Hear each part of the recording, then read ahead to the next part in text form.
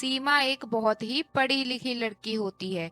वह अपने गांव में छोटे छोटे बच्चों को पढ़ाया करती थी, जिससे वह अपने खर्च के पैसे निकाला करती थी और बच्चों को सही शिक्षा भी मिल जाती थी।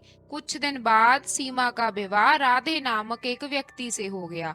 राधे की माँ, जिसका नाम सुमित्रा था, उनको सीमा का बच्चों को पढ़ाना पसंद नहीं था। उनका मानना था कि बेटा राधे इतना पैसा कमाता है तो बहू को काम करने की क्या जरूरत थी।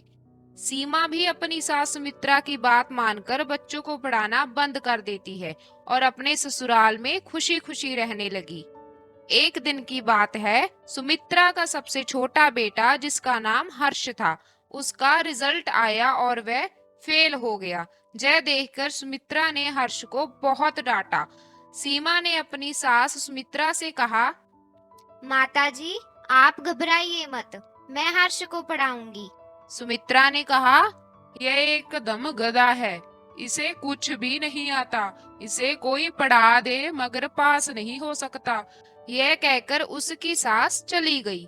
अब सीमा हर्ष को रोज पढ़ाया करती थी। धीरे धीरे हर्ष को पढ़ना आ गया। कुछ महीने बाद जब हर्ष का दोबारा एग्जाम हुआ, तब हर्ष अपने परीक्षा में अच्छे अंकों से पास हो गया।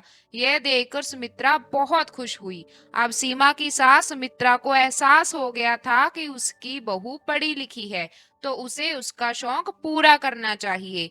अगर वह बच्चों को पढ़ाना चाहती है तो उसे और भी बच्चों को पढ़ाना चाहिए। इस तरह से सुमित्रा ने सीमा को बच्चों को पढ़ाने के लिए छूट दे दी।